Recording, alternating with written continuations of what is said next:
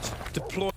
Welcome back, everybody. We are in on bank now between SCARZ and Falcons. Thank you for your patience, as you guys have a 79% poll here for SCARZ over Falcons to start us off in the series. We'll see that if that changes up later on down the line as we get through bank. But SCARZ will be starting us off on defense here, the power position, at least in recent history here on bank, and Falcons will be starting us out on offense. And a pretty interesting prospect for them here at this event so far. I touched on earlier how they've had a handful of players playing for them at this event. They've actually had 8 separate players all play for them thus far. The lowest map count was Bursa and Leader, who both played 2 maps, as well as Valentino, who's also gotten 2 maps under his belt. The most is 7 between JLad and Q6. Q6 currently leads the top of the pile for rating at a .99. He's also the only positive player with +3 kills coming into this. And that is going to be setting the tone. Quickly noting down the bends. Gonna keep track of who bends what. Well, of course, got to make sure you It's a fantastic 5-member. get those down in your notes, because they're definitely not at like the top of the screen or anything, you know. No, I know. It's just, I'm just doing it messing right with you. now. I'm just messing with you. Don't As soon as worry. we go to the next map, they're gone. Well, Monty going to be banned out. Ying, I really appreciate the Ying ban here, because we've been seeing her slip through the cracks in some pretty serious ways. A couple of maps haven't seen too much use when that happens, but she is the most banned operator right now on the offensive side. And with Shoy immediately calling for a tech, Rek immediately saying no when he's on the same team. I know we're ready. So I guess they're okay. There's no technical. Well, Rek, it would help if you picked your op. I think that we pause the in-round timer as well in trying to make sure that they want this. Rek, what are you picking? Okay, there we go. Now we got the lineup. All right. Okay. Mozzie, Solus, Fender, Smoke, and Legion to start us off in Locker CCTV room. This is bound to be interesting. The Mozzie and Solus already making things look a little bit like they want to try and dedicate a few people to the roam, but we'll just have to see. I mean, that's going to be it, right? But that's also something we've seen go horribly wrong on this side throughout the tournament so far. If there is too heavy of a roam presence and just not really having that connection just there, very easy to actually pick up those individuals one by one. So that's something that's interested for me. Like, hence SCARZ roam, but also work together whilst they roam. Because if you're just playing it as a solo, you're bound to get droned out. You're bound to get eliminated as you go on. So it's something they need to pay attention to. Really liking this operator lineup that we're getting out of Falcons as well here. Going to be able to grant them good access to the building, especially through their info game, clearing things out quickly with that Jackal, as well as the Dokkaebi in tow. Those logic bombs will assist on the drone clearance, as you can pop one of those off, usually earlier on into the round, so that the offensive assault can hop on drones real quick, clear out some of the initial areas so you can get yourself into the building. Obviously, Falcons' entire focus is going to be on this top-down clear. They want to make sure that they can battle SCARZ back onto the site and grab their control of the open areas and get access to those hatches. Actually done quite a good job there, Falcons, on keeping their drones alive at this point. Only a single one gone with the Solus on the board. Fishlock is not using the gadget every now and then to see if a drone is coming around the corner. Now, also something to mind is that the Jackal can be spotted if the Inox is active. And Q6 is going to be the first to fall by Fishlock, who's playing on the Solus. Now, trying to come around, P9 will find the trade, though. Nice little pickup here. Not exactly what you want to see out of Fishlock there, but I mean, there really wasn't too much utility set up on this top floor for him to roam around. Usually you'll see a couple of tidbits, but nothing really for him. Just simply upstairs inside of E3 behind that vending machine. And yeah, he'll get Q6. So that's actually a big pickup, as we touched on Q6, the leading member of Falcons when it comes to their rating right now. And unfortunately enough, he's going to lose a little bit of that margin on his KD spread. So hopefully he can battle back on that a little bit later on. Logic Bomb out right now here for the Falcons. Is looking for a kill. They're going to be able to get with Shoy. They're still a little dedicated to this roam. Kills a lot of damage onto him. And now JLab with a nice pickup onto Rex. SCARZ getting battered and bruised on this roam. That's what I said. Like, if this roam, we've seen it go horribly wrong before. Whereas if you just play that like util meta to some extent, like a lot of stall that you would be able to use, like smoke canisters, the Goyo canisters, all that kind of stuff, that's usually when you see these attacking teams really struggle on this bottom floor. And you know, before we went to a very defensive meta, as Pion is going to be DBNO'd, it was already the side that you were supposed to win on defense. Back then it was like a 50-50 map. Now like 65%-ish towards defense. You really want to win these maps out. only up to the last member. Is not even going to get a single kill in. So, with that, a very dominating round for Falcons. And, of course, you know, the entry, that went the way of SCARZ. The fish-like, no support out there. Instantly struck from the back. See there, calm down. Just round 1. We haven't won yet. And SCARZ, I mean, this Rome game's really not playing into their favor. They lose quite a few bodies, as well as the dedication there, kind of getting them in trouble and different facets as Falcons was able to pick them apart. I mean, 3 out of the 5 kills that they garnered there are all off-site, and SCARZ never really wanting to peel that back ever. So, making these a little bit more complicated for them in that regard, but that's a-okay. They can always try and change things up later on down the line, and they're already going to switch sites as we go into round 2. It's going to be open area in kitchen up next. A site that started to get, excuse me, a little bit more favor over the last couple of years here on Bank. Yeah, for sure. We've been seeing it more and more to come through, indeed. And I mean, really, if you start looking at it, the CEO, you know, the top office gets played quite a bit. However, also starting to fall out of favor a little bit. Tellers and Archives. I don't like playing there myself. I don't think the pros like to play there themselves. Which was it? Archives? Archives, yeah. Oh, no, they do not. Openable. So, open area, just especially with these architect operators that we have. You know, first we saw it a lot with Castle.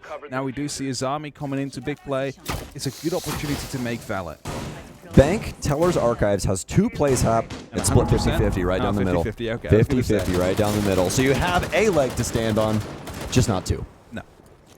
It's funny because when we were on Skyscraper earlier, we get the bedroom side there, and you're like, no way people play that. And had a 100% win rate so far this tournament. We've had a couple of those, actually. Clubhouse Bar is another one. I think it's got 2 or 3 plays, and it's 100% win rate right now as well. O-Kills with the Zofia here. AR in hand. Doesn't have the magnified scope, though. Has the hollow on instead. Old personal preference there. Going to pop things open for E3. Concussion down range, and that's going to end up bumping into Wreck for a split second there as we'll go off based off proximity. Peon is going to try and hold things down inside of Checkers. They barricaded up all of these windows as a very natural line of progression for this top floor defense, especially when you are just trying to hold things down for an extended period of time. You really don't want to give them easy lines of sight. They have to spray those things down, making your life a little bit easier. And speaking of that, Valentina's going to go down, making SCARZ path ahead just a little bit brighter. Still rotating around on the top, so is Fish-like. Gotta be careful though, because the repels that we do have here and there, that is that danger. Just, you know, if you just set one step out of place, you might find yourself picked up. Sometimes the danger when you're playing up top. Relatively little support.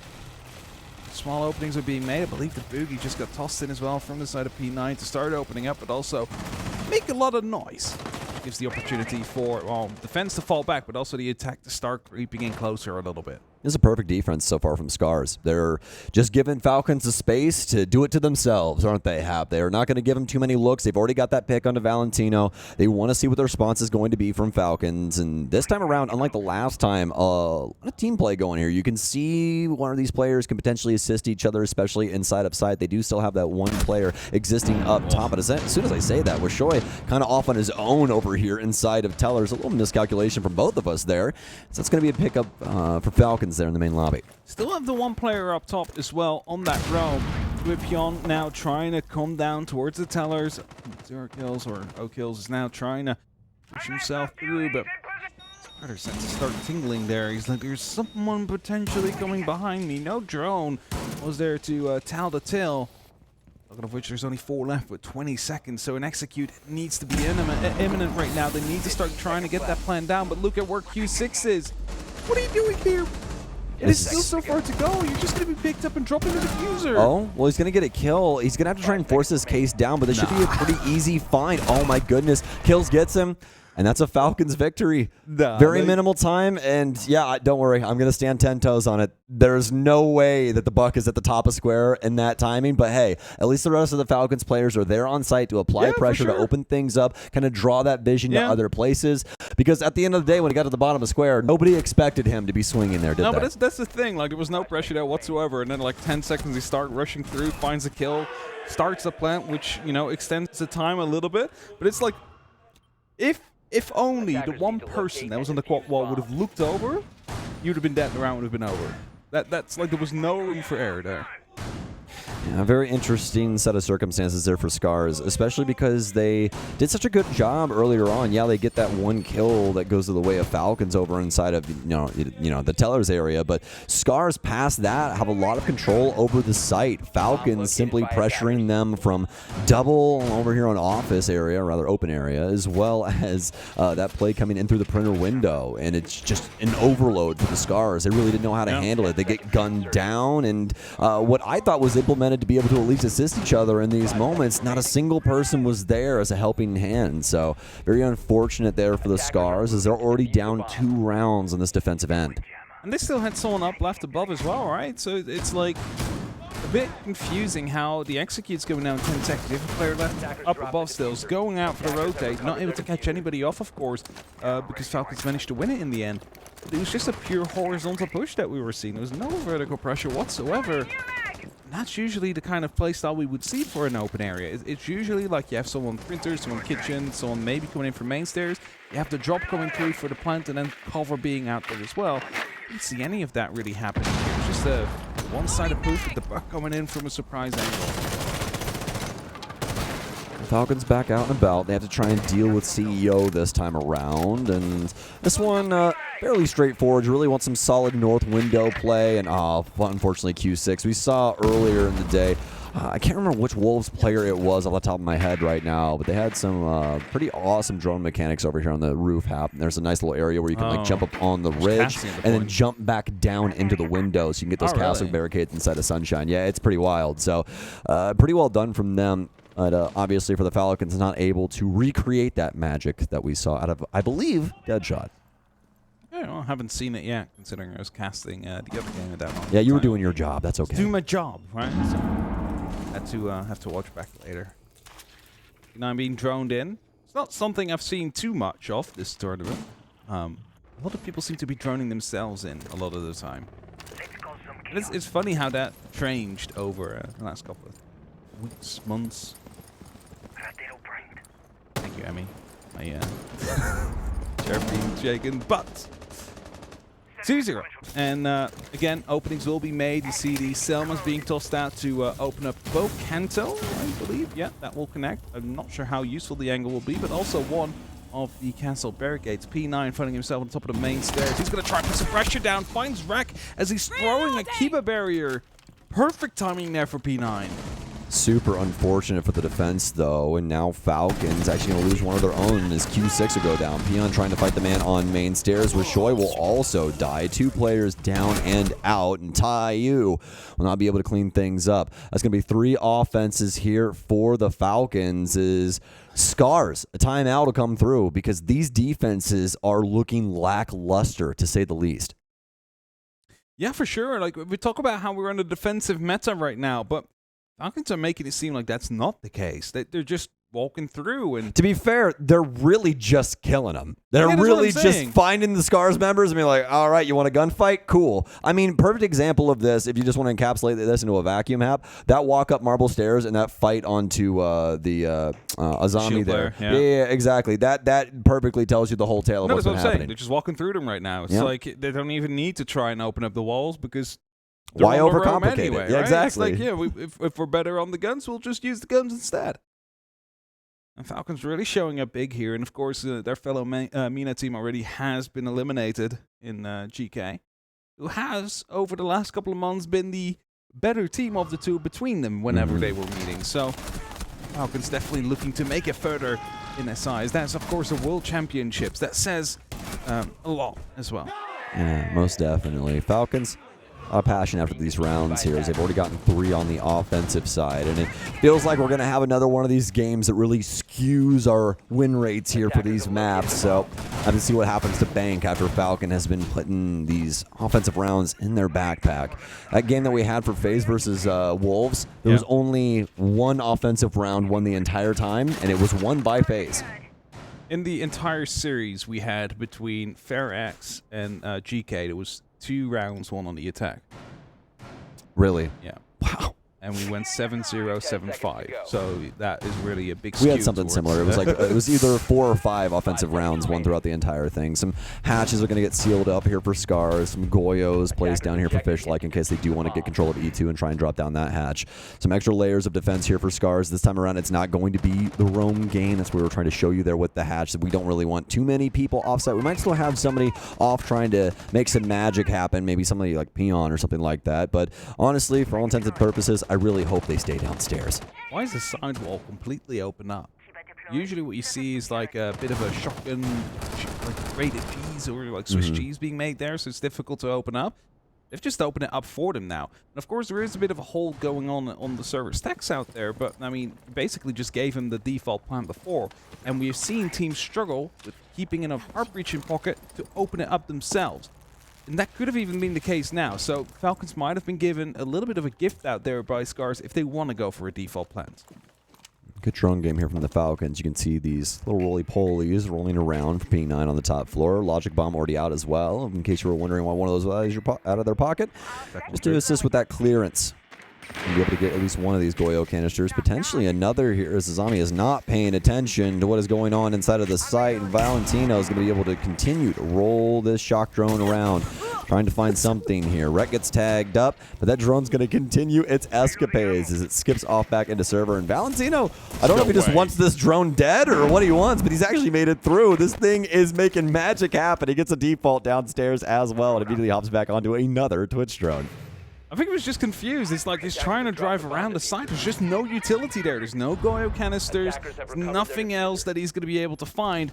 And as a result, he's just driving around hoping for the next best thing to find. Dealing a little bit of damage to the player as well, just causing a bit of panic. But hey, that means that there is going to be a lot of opportunities to go for a proper plant here, especially if Valentino's just going to be able to just move through, find Wreck. He doesn't seem to be aware. Barbed wire gets hit. That should definitely be ringing alarm bells here.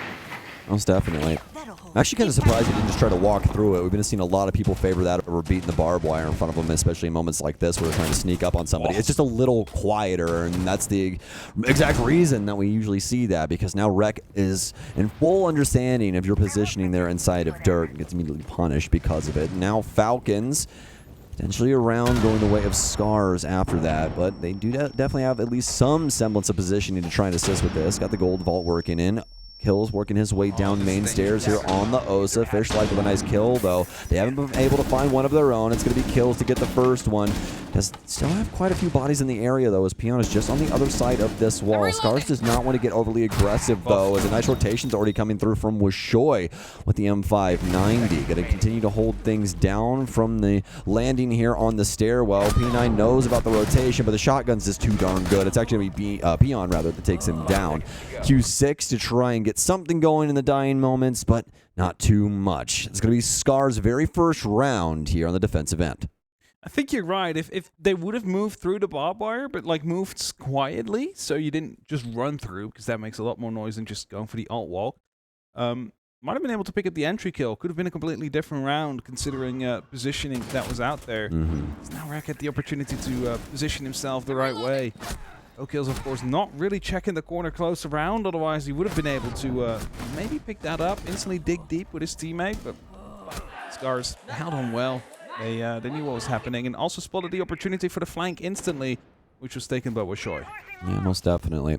At a bare minimum, at least Falcons keeping their options open, you know, keeping somebody over on blue, trying to get some hatch play in there, some other players over towards main and elevator, as well as even gold vault. I mean, every single access point towards the site, they had somebody trying to man and gun. It just didn't really work out in their favor, because this time around, SCARZ didn't give up so many bodies in the early round.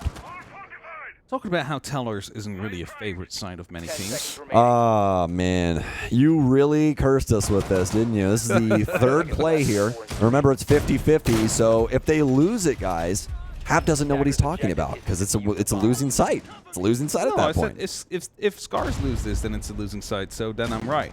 It isn't the right good side to play. If SCARZ win it, then it is positive.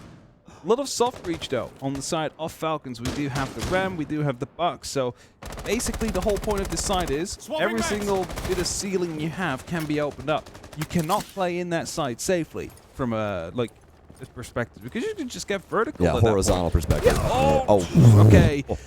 You went off at what could have been the worst timing, but managed to just ADF back in time. Perfectly timed there. Able to get that kill onto Wishoy, who was getting extremely aggressive on that window hop. Decent bit of damage to Q6 as well. Oh, wow. What a find here. And, I mean, Falcons just not really searching for much on the top floor. They, I guess, assume that it's clear. Either that or somebody is just not on a very critical drone that they should be on. And Fishlike is just existing here inside of conference. Valentino going to do his best to try and hold things down here on this cross, but we should not be seeing too much activity here out of Fishlike. He does still have an impact. They have that hatch open. He can always fall back through the wall directly behind him as well. He's going to get droned out here. And this is when the gunfire should start coming in from both respective parties. Oh, he's going to try and swing for it. Pre-fires through, but there should be multiple angles trying to work this. And he's going to die here at about halfway through. It's J-Lad. He was supposed to die at that point, right? Like, they knew exactly where he was. He was going to be pinched by 2 or 3 different angles. So, well done there by Falcons, managing to get the opening that was necessary. Now, unfortunately, they've lost the ram, which means that the skeleton key is going to have to do some work. But luckily, that's specialization as well. Just opening up these verticals, start playing them, and then try and isolate some of these players. The amount of angles that have been opened up so far, you're definitely going to be able to get some good rotations back into the side, covered off, not having to worry about them too much. So, preparative work is being done. However, there's no or almost no horizontal control at this point. And as you do see on your left-hand side, the player that is behind the teller's bar has the opportunity to just pop up and maybe even get a double kill. Oh, but he's going to get gunned down by J-Lad. A double for J-Lad instead. Rek's going to nip that in the bud. I don't know if he knows that there's somebody over here on main stairs, but he's going to work his way over towards tellers. At least one over here towards the lobby. A stun out. Q6 over on top square. Pion will be the only one trying to hold things down in sight as of right now. Rek for a double kill, but they know exactly where he is. Hot marks coming through. A nice kill here from Rek. A triple for him. Q6, the only lad alive. So he'll attempt to move himself in on Archives. A nice find here on Pion. Almost a headshot onto Rek as well. But it's going to be 2 important rounds here for SCARZ. They most desperately need this last one to go their way. Yeah, for sure. Again, we are on a defense side at meta. If you are losing this by the 4-2 and with Falcons getting those 4 on their attacks, themselves in a good spot out here. Again, Q6 able to find an important kill onto Wishoy, who went for that jump out. Fishlike then being picked up quite cleanly as well, but after that, Rek with a triple kill from the elevator. No one was able to deal with him at that point. Like, that should have been either just hold him and make sure he cannot leave, or just forget about him and let's just hit the site from a different perspective. Up to the top floor, CEO. Not too open area. Whereas that was well, so was CEO. Yep. And they won your site, by the way. Just put that out I still there. don't agree with the fact that it's a good site. I thought your whole argument at the beginning was that it was a good site and you enjoyed it. Oh, no. I'm saying I don't. Ah, I mean, okay. Teams don't enjoy playing it because, usually at least, except for some teams like SCARZ. Because of the fact that the entire top floor is openable. Yeah, okay. Yeah, that's, I mean, trust me, I was well within that boat going like, Hap, are you okay? But No. We were on the same page. I might have just worded it badly. No, it's all good. It's all good. Yeah, still impressive that SCARZ were able to muster that, but it really is off the basis of that kill under Ram. I mean, if that flooring gets ripped out from under you, you have to play things kind of off-site, use those angles in from elevator hall / open area. Things just get real mucky. You just don't want to do that, you know? It's real awkward. So, Falcons now begin droning things out on CEO. They see the mirror window set up here for Janitor, and this is something that they're going to have to address. It'll probably be Valentino, I would assume. There's no discs to stop this from happening, so bing, bang, bong. That's going to be a mirror window gone. I like that change, that it can now be just cracked by those explosives. It's good. You know, you don't have to walk up to it anymore to punch it. I mean, that was also a good change when it came through. Attackers recovered the bomb. Yeah, this makes it just a little bit safer. Yokai drones, though, are being spotted out. Kiva Bear is still out and about on the top floor as well. A lot of work that needs to be done here by the side of Falcons if they ever want to try and get that plan going. And I'm just looking at them right now, seeing how they set up, and I'm thinking of what is their plan going to be. We have 2 players up on a rappel, 1 ATM, so we have 2 top square, creating the opening out here, which is going to give a long angle, but that basically should tell you they're going to try and plan A behind the desk, but that forces you to take care of the janitor player. there's no pressure towards him so far. That's kind of where I'm going. Like, you cannot just go for a plant behind the desk if you do not take out Fishlike, who's playing in that mirror window.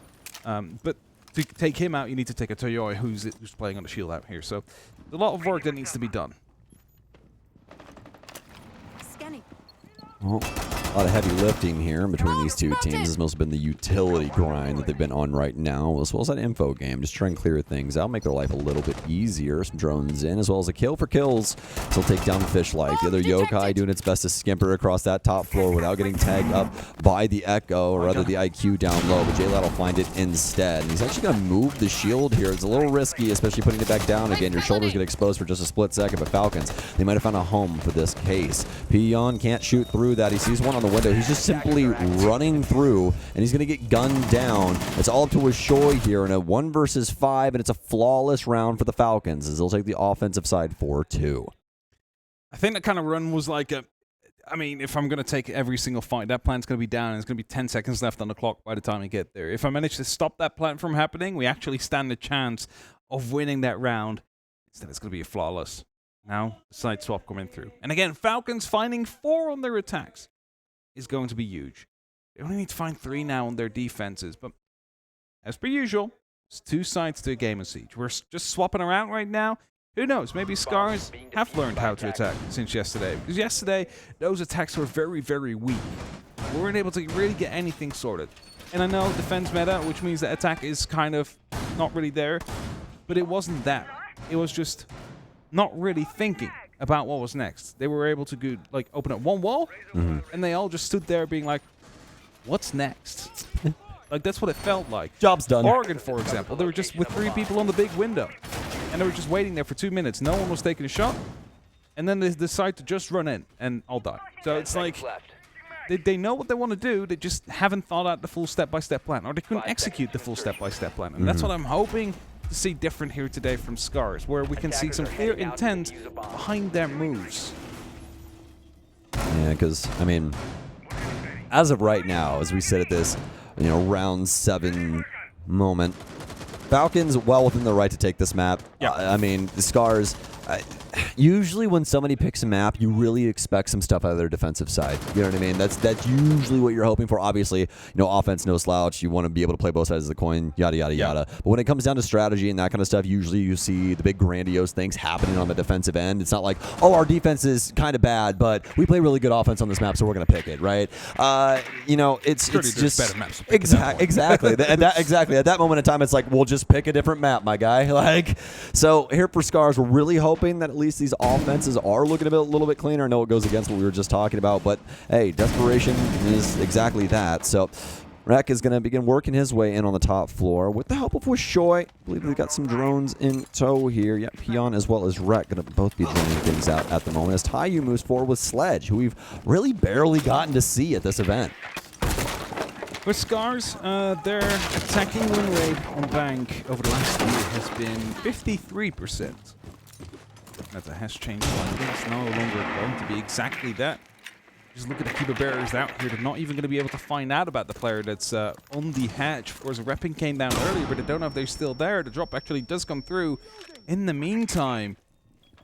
And right now, as they all drop back towards the side on the Falcons team, SCARZ have a minute 20 to start preparing themselves, to get themselves the hatches opened up, to take themselves with some horizontal control to line up a potential plant. Now, they've taken enough Heartbreach. That's an issue they had yesterday, where they basically took Hibata, used all the X-Cars on hatches, and then they were like, oh, we wanted to open up this wall for a plant as well. Couldn't do it. So they have the Heartbreach for it, and they're starting to open up everything that's needed.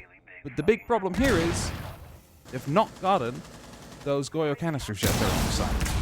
And that's basically task number 1 from Twitch on this map. Oh my!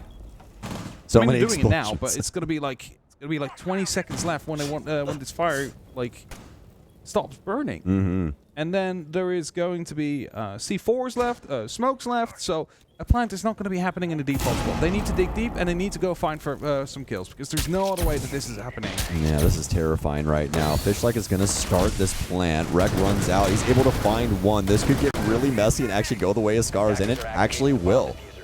Smokes in. The biggest thing here, a flawless round, and I know I can see it in your face, Hap. Pretty crazy round there. The one Where thing. are the smokes? Also, where are the smokes? Also, where's our warden?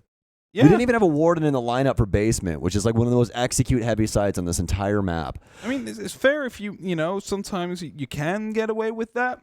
But you kind of want the most powerful operator for execute the game. I agree, but you know, sometimes you just play the utility instead. But I'm just wondering, where was the plan going now that none of the smokes connected? Because I heard them quick, like being tossed in and all detonating at the same time out there.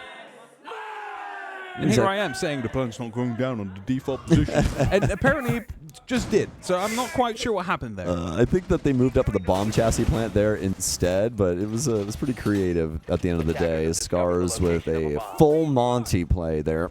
They fly into sight, especially for Rek, as he was able to find the perfect gap there. When he dropped that hatch, I genuinely could not believe he wasn't immediately dead. And not only that, he got all the way in through garage and killed one of the Falcons players inside of that area as well. I mean, just a very awkward moment for both of these squads, respectively. I don't know if you saw it yesterday, but on Chalet with... were you off yesterday?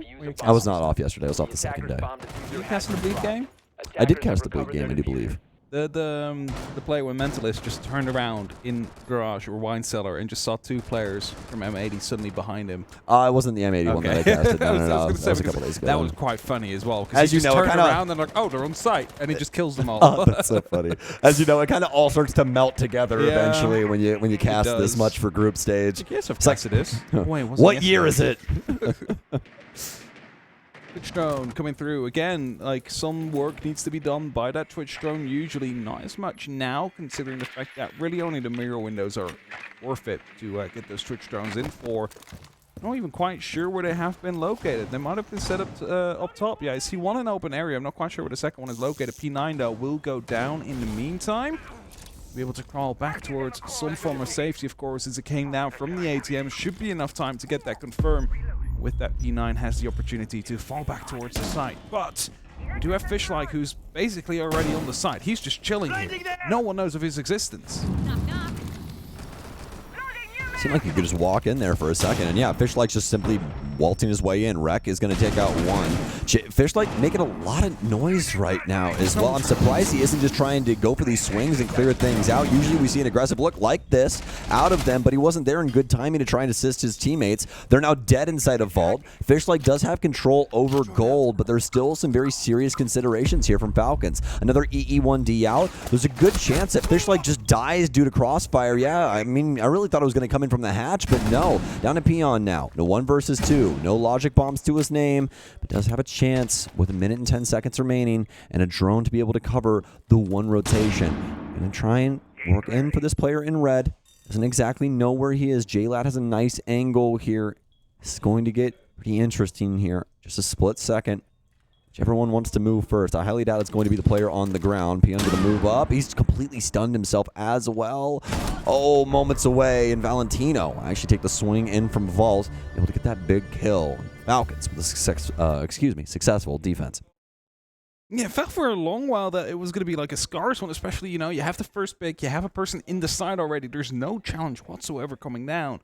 However, a bit too slow on moving on there. And it might have been, I have this safe ground, I'm going to hold on to it, then realizing that his team was in trouble and having to move, and then it was too late at that point. So, slight disconnect that we saw out there, but SCARZ definitely able to spot the weaknesses inside of the holds from Falcons so far.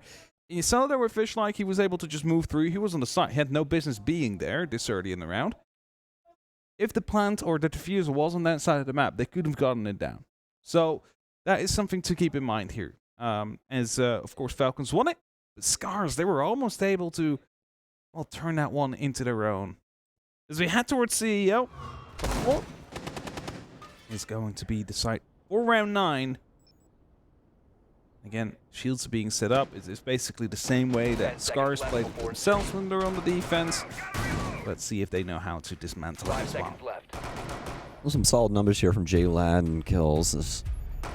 10 kills for him and 1 kills for JLAD respectively. Everybody else kind of trailing behind right now, but they're doing a bang-up job of being able to shut down SCARZ in a lot of different key moments. And now SCARZ trying to keep Falcons away from penultimate point. Now back out and about here on bank. And they brought Nook along for the ride here for Rex, so assuming that things go the way that they usually do, well, not exactly the way. We usually see that snuck in down in garage, don't we? But ATM, close enough. Also an operator we do not really see that much anymore. I mean, he still has some play here Yeah, and there, but it's ever grenades. since they took away the grenades as well as her audio. The Yeah. audio change where you can actually hear her footsteps now and it just affects cameras. That's the big thing as well on top of that. She was so good for lands because people are using those in-ears with, noise canceling over the top, and especially when you get on, in front of an audience, it's so hard to hear things in this game. Now imagine if Nook wasn't able to be heard. Yeah. And that was the biggest issue with her, on top of the fact that you could sneak past cameras, and frag grenades were so darn good. I mean, this is something I usually talk about as well, because people might be like, oh, how didn't they hear them? And that's because it's like, yeah, if you're in-game leader making calls at that point, people are making call-outs, you're firing your gun, people have the opportunity to just sneak up behind you. Oh, yeah. Add in the audience, things are just going to be ending up like that. This might be shocking, but they are not playing from their bedrooms. No, I they're know. not playing This is from like a controlled environment. Like everything is just sound and just disturbances. He's got his little Zen garden right next to him. He's playing in the sand. Oh, wait, guys, 1 second. I got to rake this in a perfect circle. Oh, Imagine bringing a Zen garden as your item that you put on your desk. I should have brought one for laxing. Oh, Wreck. Is he sneaking behind? Oh, my! A nice little trade there, but it goes the way of SCARZ. Good finds there, and J-Lad also going to get taken down. It's a 2 versus 3. Make it a 1 versus 3 as all of Falcons' auxiliary players get gunned down. That's going to be a canceled plant here. SMG-12 out. Kills knows that he's close, but that's just going to give Peon enough time to rotate, and they'll pick up this offensive assault on the top floor. You had to make a commitment there because, the last person was indeed inside a stock. You wait long enough, the rotator round comes in. So it's a bit of a... You kind of do not want to over-aggress. Also, Rek managing to find a kill there was still beautiful at that point. Oh, yeah, he should have been dead almost immediately, yeah. But... This is where he needed to just step forward and take the fight. And of course, I get it. Like, they know where you are. You know where they are. But, they are holding the corner of the door. They can be wherever in the room, so it's more difficult. But if you wait too long, you're going to go into a 2v1, and you're not going to win that. Yeah, it's one of those situations where it's like when you, and he might not have known this, obviously we have X-ray vision, so it makes it a little bit easier for us. But when you get those ISO'd 1v1s while you're in a 1vx, you take the ISO 1. Yes, you have to. There's no choice. Every time you take it.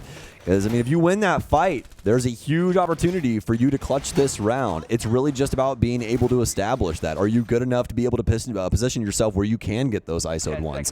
And that's usually what you see, right? In like a 1v4, 1v5, and it's a basement site. Usually what you see is the last player going up on one of the stairs, try and take a single fight, maybe 2, then go back towards the site, because you just make it a lot more winnable for yourself at that point. If you wait at the site, you're waiting for death. Yeah. Like that's just it. So you gotta make a move happen at that point. You gotta force a mistake out of your opponent. Player's got to play, man. Player has got to play.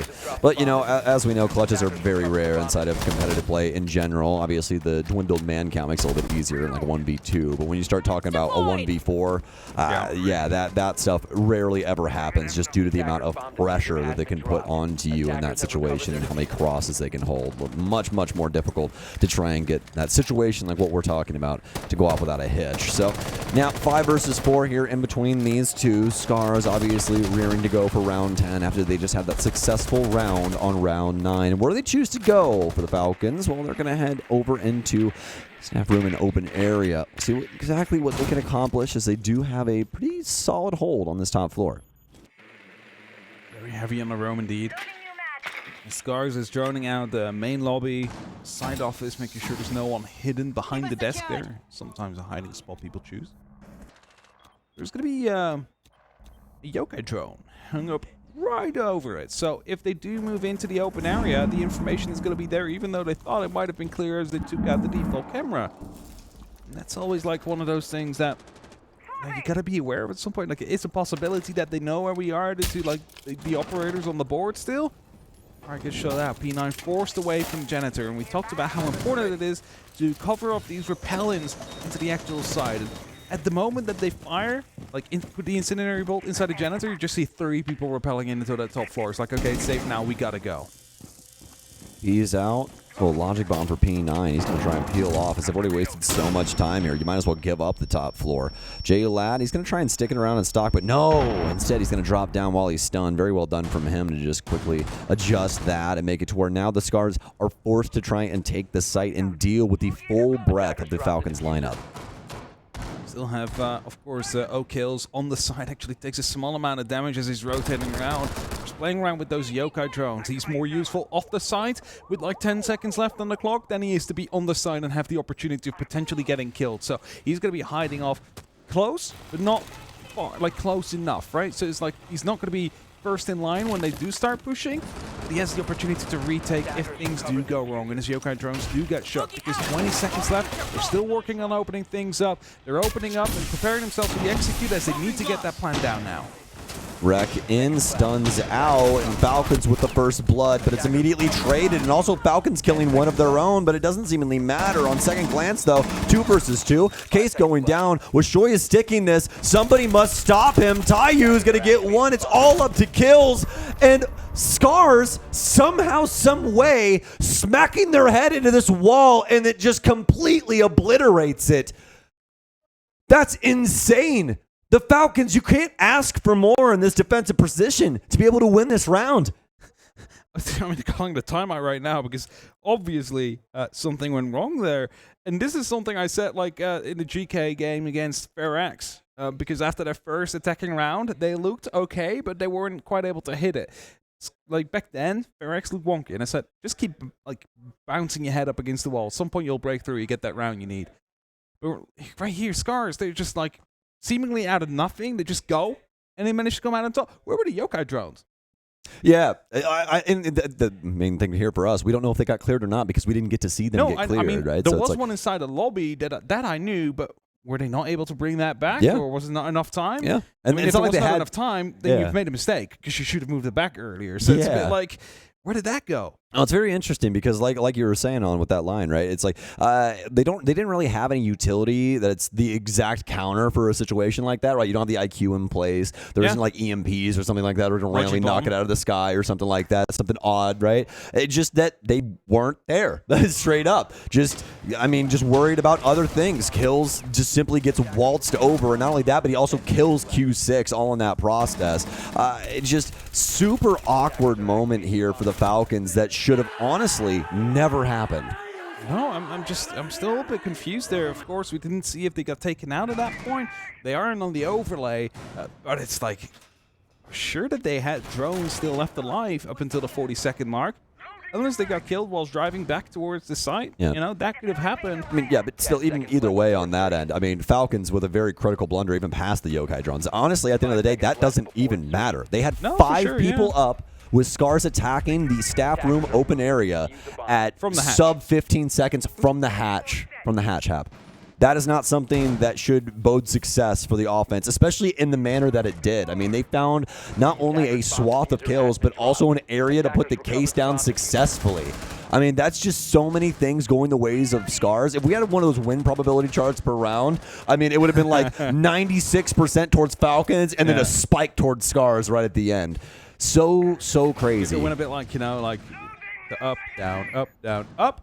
Crash. So we're back. We're not back. There seems to be a recession here on round 10. We'll see what round 11 has for in stock for us for the economy. Fish-like, he's going to be on the glass. We haven't seen this one just yet out of them. Drones around the space down low to try and make sure that their initial entry point isn't going to be blocked off by the Falcons. Rifle out here for Fish-like. Couple bodies in the area as well. Well, he's going to try and achieve here. They definitely heard about him. Nades just being tossed in. J-Lab playing right behind the server stack. Wreck will be able to find the very first kill into Q6. So, great start for SCARZ. I believe that was from the garage where that happened. Now, smokes are being tossed in. Logi Bomb being used as well. Or was it? No, yeah, Logi Bomb. The swing just comes in slow from time. Yeah, that's an odd one, but luckily J-Lab able to catch him off. Well, there is still a smoke grenade there, but that's just all in communication. You'd really expect the SCARZ to just wait that out and just try and collapse on blue together. But now J-Lad, he doesn't have to do double duty anymore. He can simply stand right here, sees the Osa shield, and As of right now, things been made pretty easy. Taiyu's still down. He's bleeding out in square, and not a single soul has came to gather him. Peon eventually has to try and pick him up. You can't cook these nades anymore, so he's just going to toss it. And, I mean, this is so very close. J-Lad, he's still flirting with it as well. Peon has so much health, though. You really don't want to try and give this up, and he just delays long enough for Taiyu to bleed out on the ground. Peon still even has track stingers as well. He could have just track stingered right outside the door. There were so many options here, minus using the frag grenades that are uncookable. P9 also takes out Peon. SCARZ, they're falling apart at the seams right now, and Falcons taking full advantage of this via the gunpowder. Constantly at their necks, looking for that next move. It's going to be Fishlike that takes down P9. That was the player that was able to get that kill earlier. It came from the top of square. Fishlike now working his way down low, and Falcons, I mean, they accomplished quite a bit, but look at the health pools here, Hap.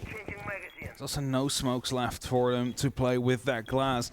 So there's also no smokes left on J-Lad to actually try and stop this plant from happening. It's been a very scrappy round, just back and forth. I'm just wondering how they want to get this plant out now. Valentino will be able to find Wreck. It seems like this should be a Nitro cell round. Nitro will come out, will get it. That's a diffuser drop. Fishlike, the last man standing right now, needs to go for something amazing, but won't even able to start that off. So with that, it is going to be a map point for Falcons, but that was a weird round coming through. Yeah, most definitely. You could definitely see that the communication for SCARZ was not there on what was supposed to be happening with Blue.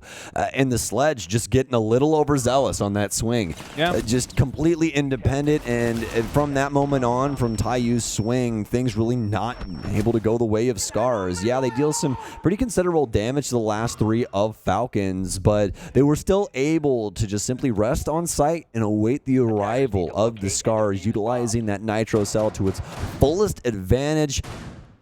Big kill there on that planter as they tried to creep their way in towards server.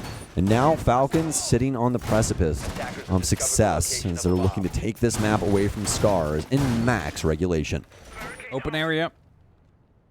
Now that went wrong last time round for the side of Falcons. SCARZ able to take that away after what seemingly should have been their round. It could have been 7-4 now.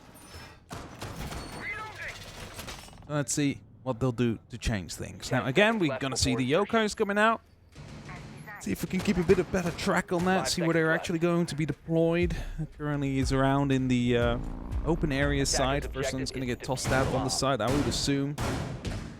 Last round, we did have one inside of the lobby. That was just trying to pay some attention, and I think that's exactly what is going to happen again. So actually, no, keeps it in pocket. Never mind, there we go.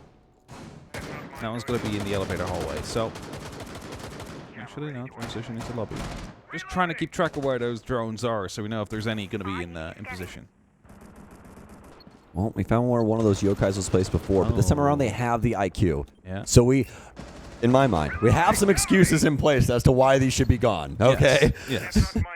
So at least got one located here where Shoy's going to open up ATM, and he should be able to do some soul searching in a moment's notice to discover a few things around here for himself.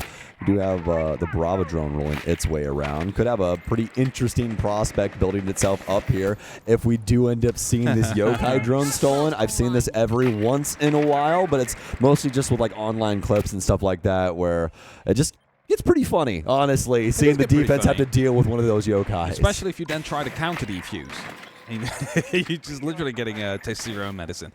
How do I? FNAP being hacked out there. The Fenrir was playing on the opposite side as well. Couldn't quite protect it. Second FNAP going to be taken out as well by the side of Fishlike.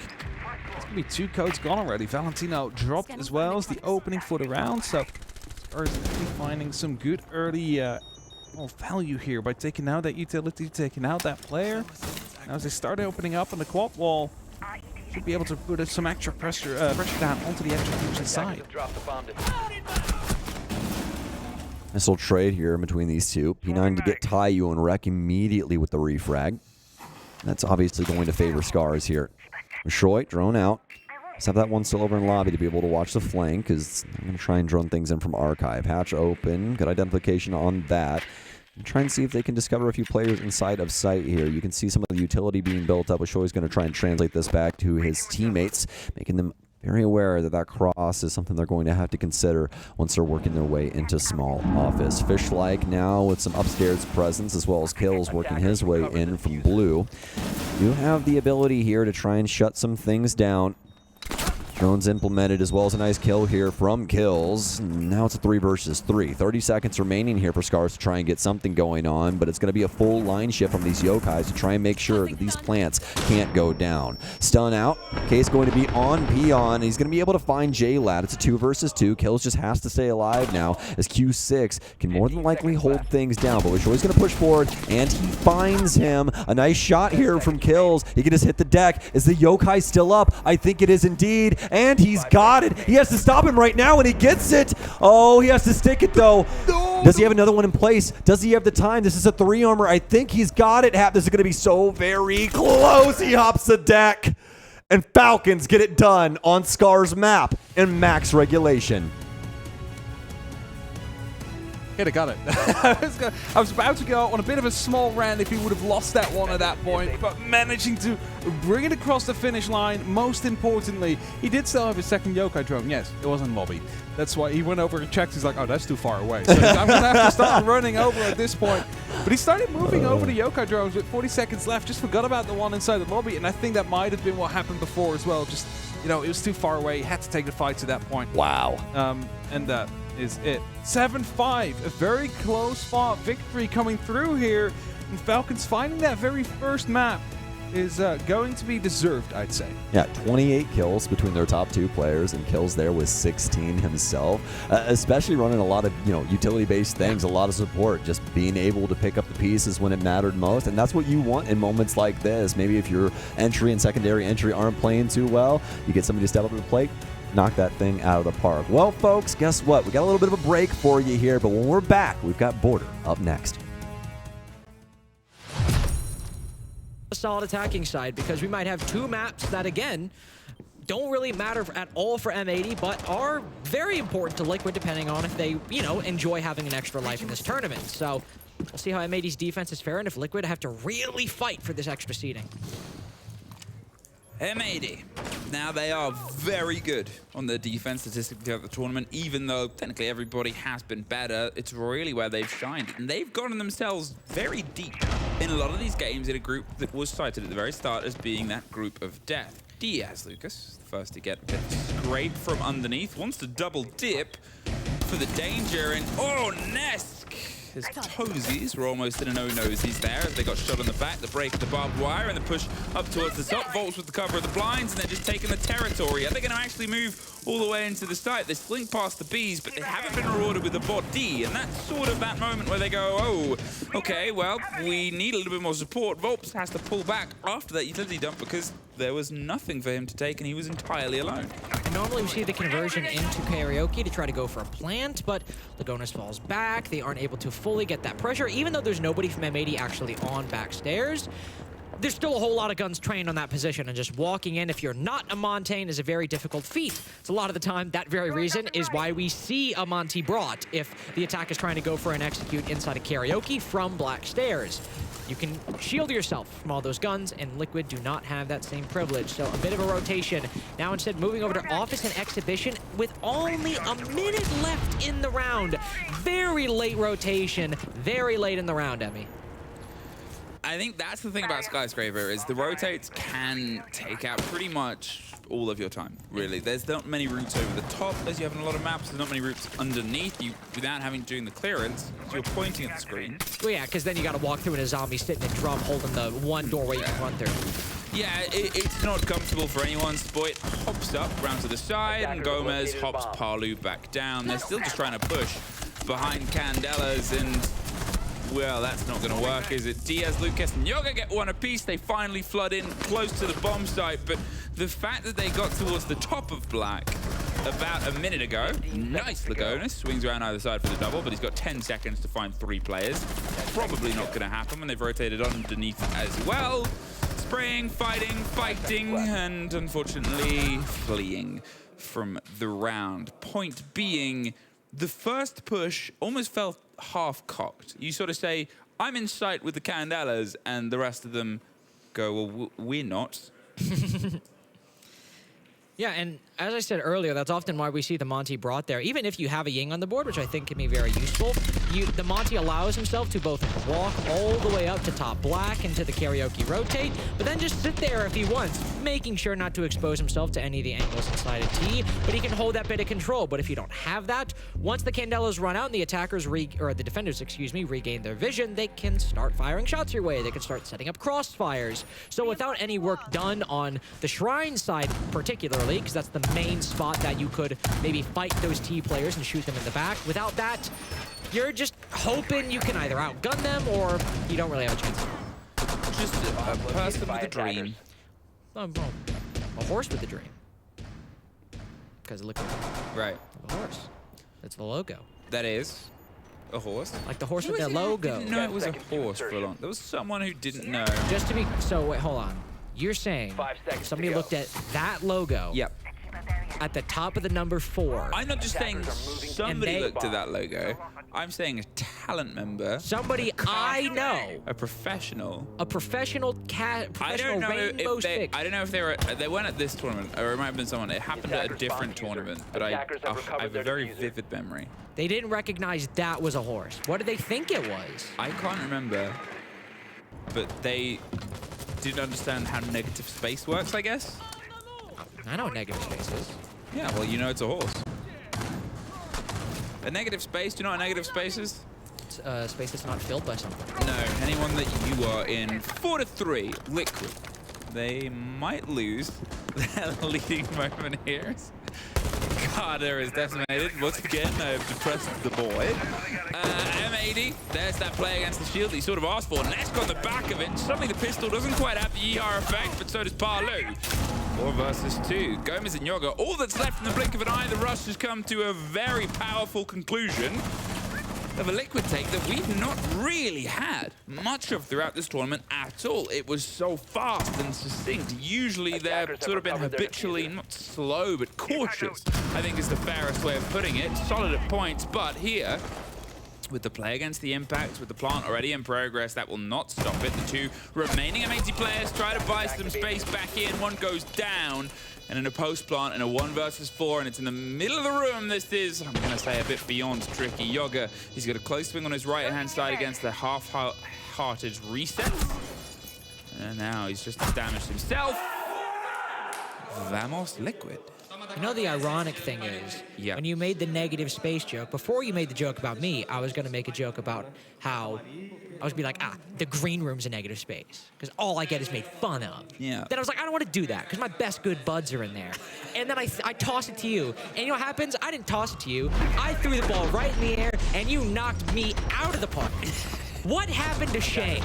What happened to shame, Emmy? Huh? Is this that t-shirt Parker wears? No, that just is shame. No. I thought you were just being very attentive to your best bud's clothing. No, I wasn't. No, I was being Can I write attentive to my shame on best your bro. t-shirt? The location. It's a white T-shirt. Yeah, can I write the word shame on it? Oh, I thought you were gonna said you were gonna shame it. No, I'm not going to shame it. It's a very generic t-shirt. What the? Winner. Or did that say? What did that say? I was looking at you. I wasn't looking at the The screen. screen? I looked back and I thought. They cut to the desktop by accident. Oh. As happens 10 sometimes. seconds to go. And so, I mean, honestly, I'm gonna 5 seconds to go. keep it. I'm gonna keep it 100% with you. 100%? I want to see more rushes like that from Attackers are Liquid. heading out. Oh, I do. 100%. I do. 110%. Because it's been a really slow game. I get it. I get it, Skyscraper. I get it. It's a slow map. Let's have some fun here. We've been playing. We've been sharing a lot of rounds. We've been We have. throwing a lot of shots back and forth. A lot of jokes potentially at I don't know short bail R6 casters expenses. Let's see some more Blitz tomorrow play. Let's see some Candelas that aren't just clearing a small amount of space and then backing up. Let's see some good rounds. 5 to 3.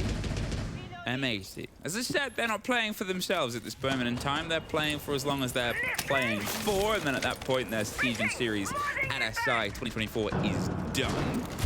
However, they're also, as I said, playing against a team that does have some hurdles in front of them, some things to hop, skip, and jump over and through, and that is the 5 players of the M80 defense. Still locked in, set up, and ready to rock and roll. Diaz, well, I'm assuming that is gone on their side, not on ours. and a visual bug there, so he's happy to. Defender has It's been the new discovered. operator ability, the doc buff. That's the doc buff. He's a ghost. The doc buff is transubstantiation. Yeah. Palu wants to try and powerfully pop around the corner. Nask, he's under a bit of pressure here as well. Spoit is stacked up on a close corner. I don't think that's gonna make the socials. He just keeps running. I don't think that's gonna make the socials. Nask, he can see right through it and the player itself. My day is ruined because of that. Imagine if he walks up and just hits it. Oh, there's a fight right on the doorway. They didn't know about Nask, but they do get the catch on the opposite end. Can't see through that, though. That smoke is locked in. A 3 versus 2. They still have a fair little bit of utility. Now they have a little bit less, though. And to be fair, he was the only one with anything left. Volps tears through them. Pepper and Pop with secondary SMG, trying to get the cover of the plant itself. Do they know where Yoga is? He's been able to clutch out some big plays earlier on. He finds the first engagement, but it goes against him. Liquid, they sit on series point. And you know what? There might not have been a blitz or an Amaru, but I still appreciate that round. Sure, 2 kills has come from Nesk sitting outside the office balcony, but he's still capitalizing off a very aggressive M80 play. We see some flashy action. I appreciate that. Then all of a sudden, we cut to the overhead. New shot. And then after these plays, of course. It's gone in the replay. That's Well, because the replays are probably from Nesk's POV, be my guess. It's not on his I don't know how things work. Well, listen, you might not know. As a very professional, I forgot your as a pro professional career. content creator, I am very familiar with the potential visual glitches that can happen from the observer POV versus the player How many POVs. subscribers you got?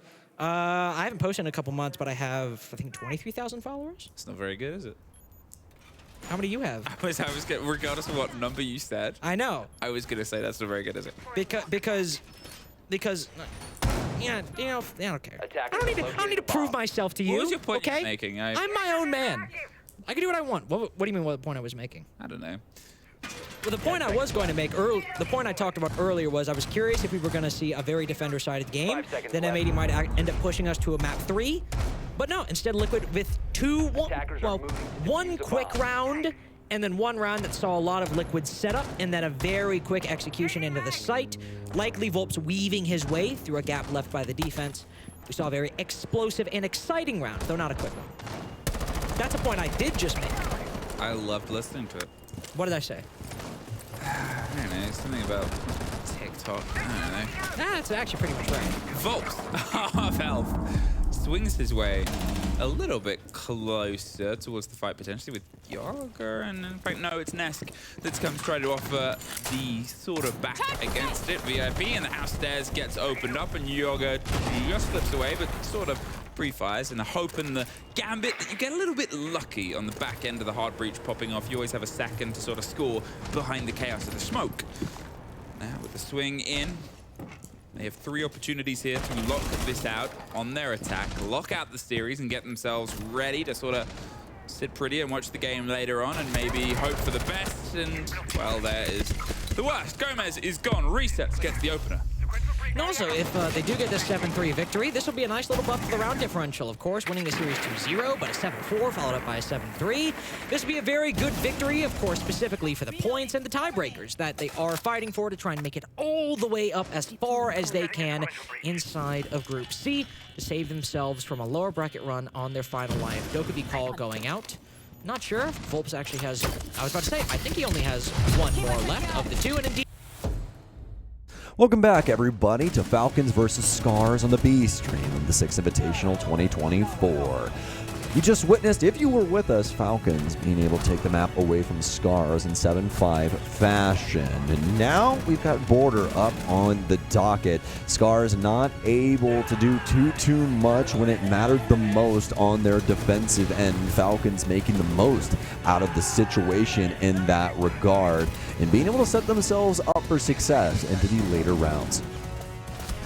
Yeah, sure, and you know, of course, slight mistakes made, perfectly read by the opposite team, and they managed to find rounds on either side because of it. It could have really gone either way. It could have also been like a 7-3. That's the kind of game it's been. It's been really back and forth, really scrappy. Both these teams been able to capitalize on slight mistakes and They can look way bigger than they might have been. 7-5 right now. Kills by weight, 108 EPS. That is a huge score for that. Well, And he's playing like the Echo, right? It's Yeah. like a lot of support ops for him. A little bit more flexible on the offensive front, but still, I mean, that is an insane EPS as well as cost. 100% cost. You can say the same thing for Q6. Q6 reaching that cost with that stat line as well. Very impressive, Yeah. to say the least. It's like, just, you know, cost of course kills, objective survive, trade. That must be a lot of trades. Like that I'm sorry, but that's just what it is at that point. Maybe the first one's going. Yeah, maybe a little objective play as well. You never really Yeah, know. objective But play too. Yes, of course. Yeah, no, for sure. So with that, order up next. Aggression. I was waiting to see what you were going to say about that. You were loaded up, and I was like, where are we going, Hap? What are we saying? We're going border. It's aggression that we will be seeing. And, you know, I got the stats pulled up for the past year from both these teams. Falcons have played it a total of 17 times over the years. 17 times. They have a 12 wins on it, but they're on a -3 streak. So they've lost it 3 times in a row now. What was the last 3 teams they played by chance? Do you have that? I'm going to have to quickly go back. One was Los. They suffered... Oh, wait. No, last one was Fury. Was a 5-7 loss. Then Los, a 0-7 loss. And then I need to go all the way back. GK, 2-7 loss. That's the last 3 they've gotten. 2 of them were at SI. The other one is at the regional league that they were playing. SCARZ, they've played it 4 times this year. They've won it 3 times. Have lost it most recently, though, against the Sonics, 5-7 at SI. So, there is a little bit of history for both these teams. That's actually pretty impressive. And it was at this SI? It wasn't last SI, right? No, this SI. Wow, that's very impressive by SCARZ to have that stat line against Sonics because, I mean, Sonics have looked insane so far this event. They've looked really, really good. So, we'll have to see if the SCARZ can potentially play spoilers, just like we saw from Falcons on their respective map pick of Bank, obviously taking that away from SCARZ. So now SCARZ looking to do the same to Falcons here on border. Let's get through this ban phase here. Monty and Dokkaebi going to be the first 2 bans. As our offensive set's already been dealt with, let's see what we kind of want to do with the defense here. Obviously, it's Falcons thinking about it a bit.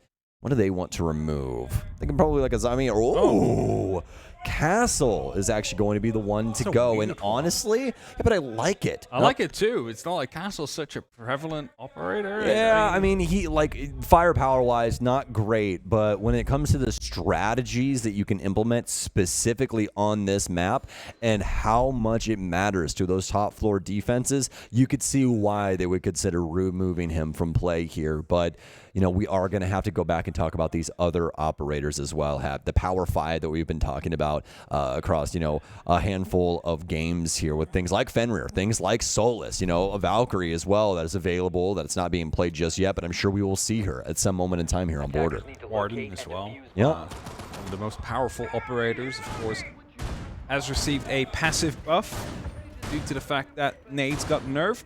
A lot more flashbangs came to the meta. So, you know, it's like we're really benefiting on the back of that.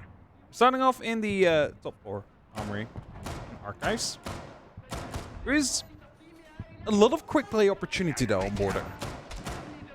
Really doesn't seem like Falcons are setting themselves up for it, but actually this top floor is like 2 doorways and you're finding yourself in the side already with quite some cover actually to go for a plant. There's only like 1 or 2 positions you really need to clear out if you want to be able to find a plant in this position. So really interested to see how SCARZ is going to be setting themselves up here and how Falcons is going to be trying to solve the issue, because for now it seems all quite heavily around Break and CC side of things.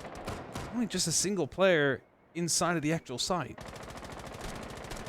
Just became too long road to the back gate, but still, point stands. Yes, indeed. But that's what you expect here on border. You expect a pretty wide berth given across the map here for SCARZ. They want to try and make sure that they occupy as many of these pivotal rooms around this top floor because, well, the map is so darn small that if you don't, you're more than likely going to lose as soon as they get a foothold on those highlight locations. E9 going to work his way in off of the balcony. He does have Valentino in tow. Get a drone down low here for bottom square just to cover off the flank. But Wishoy is Solus, so could see something made of that. It's actually going to be Q6 to lead us off. He's going to end up taking down Fish like the Doc, looking for some early heat, but actually going to end up going the way of Falcons. Losing the Doc is always so painful as well. Of course, you know, not every fight lands into a position where, you know, someone is left for like 10 HP, so the Doc has a lot of value. but often used on their own as well if they manage to get into fights. And just losing it early on, all that healing potential gone is basically the only thing the operator brings. There's no lot of pressure that has been added by the operator, like for example, if Fenrir would, with the FNAT still being out there. So losing them early on when you're basically picked to take fights and heal your friendlies, that's always a bit of a pain.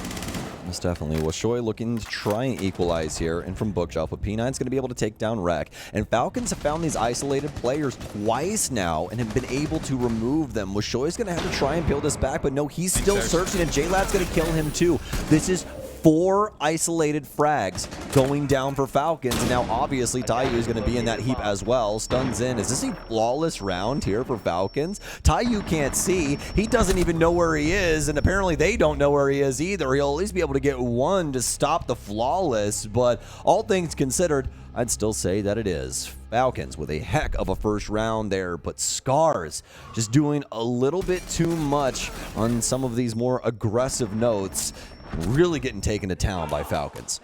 And it's that statistically it isn't a flawless. However, it felt like it's flawless as one of those rounds can go. You've had 4 isolated picks. The last person is left on site. You're just going to be collapsing it. They were all doing it together as well, right? Like, you can kill one of us, but not all of us at the same time. And, you know, that was kind of mentality they went in there with. Succeeded quite well. And now we will be headed towards ventilation, so and workshop, of course. So we'll be headed down. Often top 4, quite important here as well. A lot of vertical angles that can be played on the actual side. That starts with half-fall, making sure that the ventilation room itself, the hopping, for example, is covered off. But also for basically the entire workshop, it's destructible from above. You have the opportunity to set yourselves up with these vertical angles. However, not seeing any of that really being done so far. There is still plenty of time, of course. Like, it's not like when the preparation phase ends, you can no longer prepare your sites. You can still go well into the action phase to do so. But, you know, except for this one opening that we've seen so far, nothing really on the workshop side of things.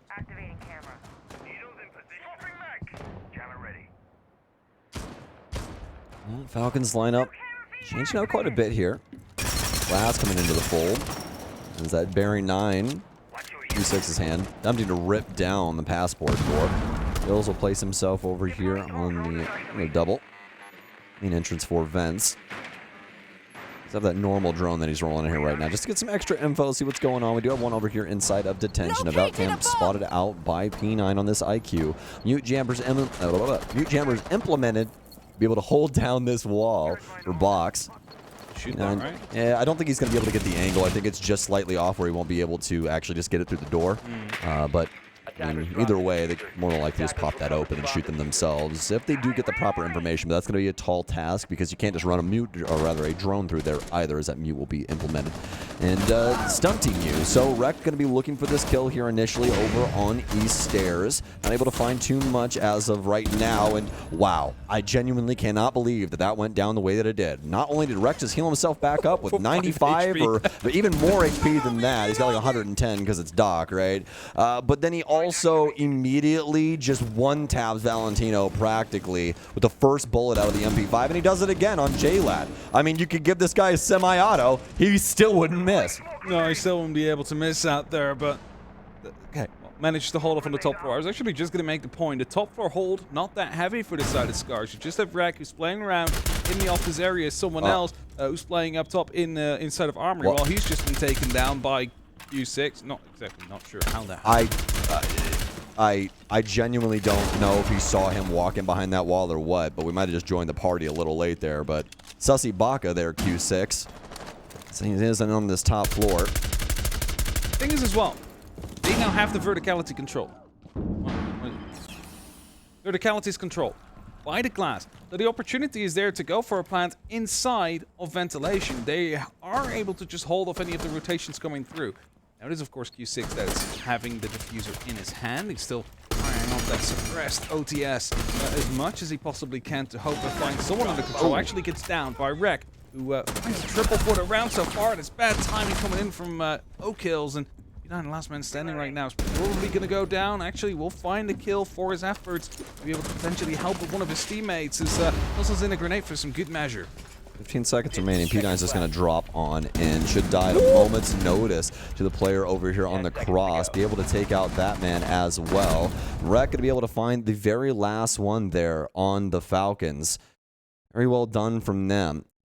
A couple of awkward moments there for SCARZ, but still able to get things done. Quite a few kills from the Falcons, coming with them completely blind or unknowledgeable. Again, Rek shouldn't have lived there. Started spraying through the wall, managed to find a couple of the kills, also completely blinded out by the FNet there. Like, you saw him spraying at like the head level, and then he heard something, and like after a couple of extra rounds, he's like, might have been down, so it goes down a little bit and actually confirms the kill. So, and he almost did the second one as well onto the workshop as he went for the swing, but that moment someone was already coming down from metal, so surely it was going to be a decent trade to come through. Headed towards the bathroom as the side rotation is continued. We are not going back to Armory as of yet. I would assume that is going to be round 4's destination from SCARZ, unless they are... that's going to be it. Unless, well, maybe they lose this and bring it back here. Or if they want to go customs, I mean, it's not like they haven't gone towards the ordinary side before. Most definitely. See if there's any more clairvoyance here for Falcons. Is not only with that blind F0 kill, but also the blind fire through the wall. Might have just hurt him there inside a mini or something along those lines. Almost like information coming out from a drone, like I just saw someone move this direction. Or Most definitely. But either way, Q6 with 2 nice frags in that last round there. Was not really able to get things to go off, were they? Especially when it came down to the actual execute time. SCARZ just having enough bodies in place to make things pretty difficult for the Falcons to try and work their way in. Obviously, they're going to drop that glass off as well. They were flirting with another operator, but Q6 has rested on Ace instead. I knew it was the Ram that they were looking at for this position, but don't need that too much for the site that they're looking to try and take. Pushing it from supply, instantly headed towards customs. So there's going to be some barricades that need to be taken down.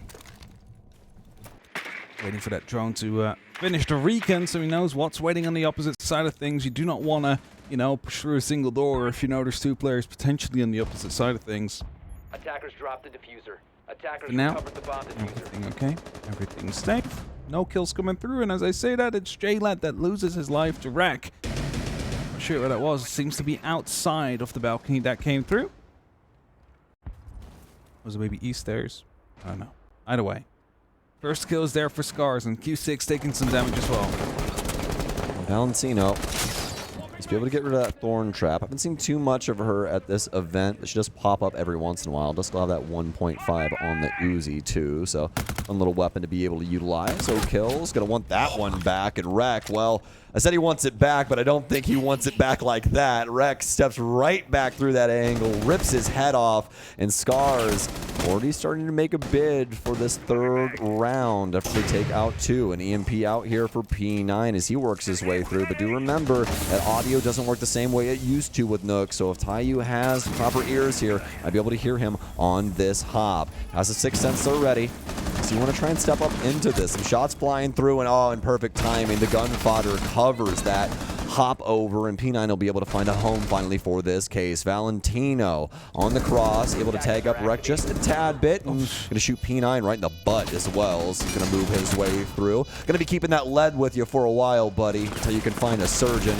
With Shoy, last man alive now, as it's Falcons in a 1 versus 3. Make it a 1 versus 2 with Falcons in favor, but with that case already down, they really just need to try and play patiently, and this round is more than likely theirs. Yeah, there's almost no time for Wishoy here to try and find himself with a way to actually go for the counter defuse in that 2v1, and doesn't even reach it in the end. P9 gets him as soon as he jumps in towards the bathroom.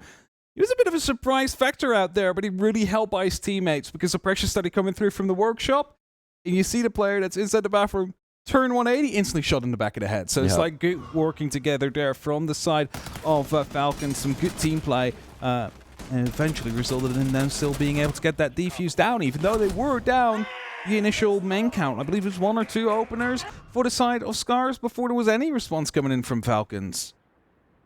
Attackers need to Definitely. locate and defuse bomb. Falcons able to sneak their way in there with P9. I think that was the most surprising factor for me, is that there was not a single other soul even close enough to the site to try and assist that man inside a bathroom.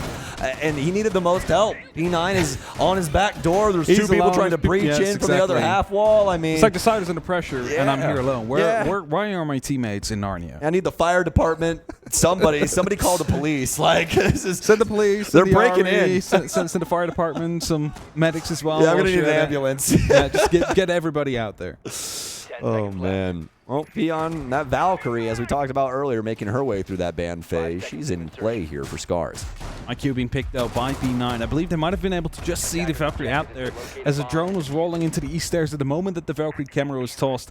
And of course, it is quite a unique sound that pops as soon as one of those cameras is activating. So you see it instantly. Valentino driving in. It's quite quickly checking. Like, was some here? Like somewhere here, I swear that I've heard it.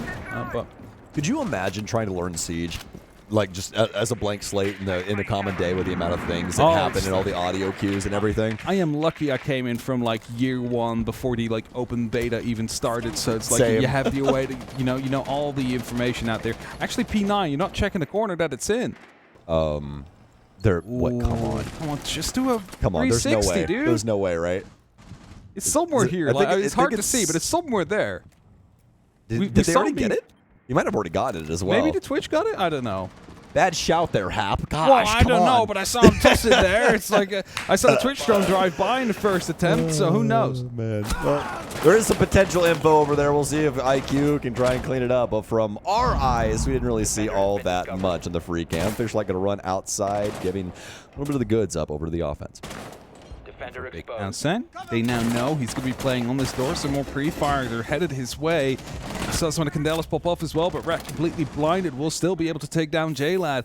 B9 now finding himself in the middle. Decides just gets a kill out there. So surprisingly going over towards CCTV as well. Realized the camera is going to be gone. Fish like drops before Shoy was actually able to come up the metal stairs there. No support coming through. Kills. That's some bad timing, but at least you've completely flashed him. Why are you not pushing after him? Second flashbang comes through. The third one as well. Q6 saves his life for good measure. Brings it back to a 2-on-2 with 1:10 left on the clock. I felt Italian right there. You saw my hands. Yeah, right? I was like, what? I was throwing my hands everywhere, guys. It was insane.